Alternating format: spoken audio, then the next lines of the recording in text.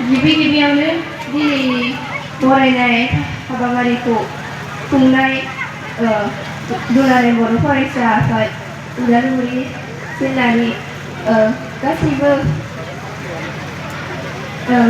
मानगोनां दैदेनगिरि नोंथांमोननिसिम आं साबायखर बावहरग्रोनाय थाबाय।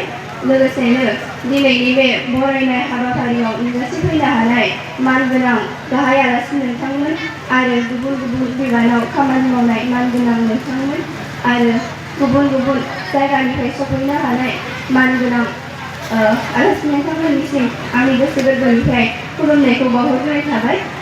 आं आंनि फरायनायनि सोमोन्दै बुंनायनि सिगाङावनो आं आंनि आइ आफा आरो फोरोंगिरि बिथांमोनखौ आं साबायखर बावहरो। बिथांमोनानो आंखौ फरायनायाव गोबां थुलुंगा होबोदों आरो हेफाजाब होबोदों।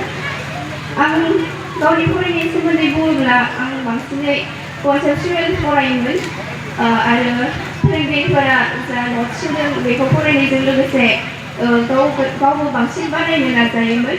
आरोबाव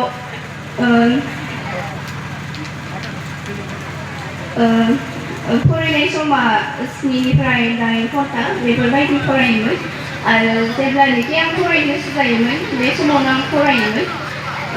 लुबैनाय बायदिथ' बांसिनखौ मोननो हायासै, अब्लाबो उदालगुरि जिल्लानि मादावनो टप 3नि सेथि मासियाव फैनो मोननानै जोबोर गोजोननाय मोनदों आरो इयुनावबो जाहाथे फंबाय बिनानावमोना बर' बिजोंजों फरायनानै गोबां बेबायदिनो जौखोन्दो लानानै उथ्रिसार जाबाय थानो हायो आरो बर' बिजोङाव अरायसमबो थांनानै थायो, बेखौनो आं मिजिंथिबाय। गोजोन्थों। मानगोनां दिनैनि बे फरायनाय मेलखौ सामलायलांनाय मानगोनां दैदेनगिरि सार मेडाममोन आरो जोंनि उदालगुरि जिल्लानि मानगोनां बर' थुनलाइ आफादाव हाबा मावनाय दैदेनगिरिफोरनिसिम बयनिसिमबो आंनि गोसो गोरबोनिफ्राय साबायखर बावहरनाय थाबाय आरो मेलाव नुजाथिफैनो हानाय गासैबो फरायसुला फरायसुलि नोंथांमोन आरो आदैमादैनि दैदेनगिरिफोरनि बयनिसिमबो आंनि गोसो गोरबोनिफ्राय हामलायनाय बावहरनाय थाबाय। आंनि HSLC एग्जामनि प्रिपारेसना बांद्राय मोजां जायाखैब्लाबो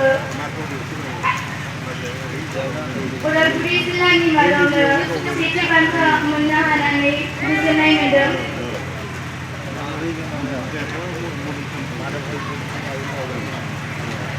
आंनि स्टाडिनि खोथाखौ बुङोब्ला आङो रेगुलारलि स्कुलाव थाङोमोन, रेगुलारलि फरायोमोन। स्कुलनि टिचारा जेखौ फोरोङो बेखौनो मोजाङै स्टाडि खालामोमोन। गाव हारसिङै मिटिं केपासिटिखौ खालामनोमोन आङो। बेनिफ्राय न'नि पेरेन्टसाबो आंखौ गोबां हेफाजाब खालामोमोन फरायनायाव। लोगोसे स्कुलनि टिचारफोराबो रोङैखौ सोंबोला बुजायनानै होयोमोन।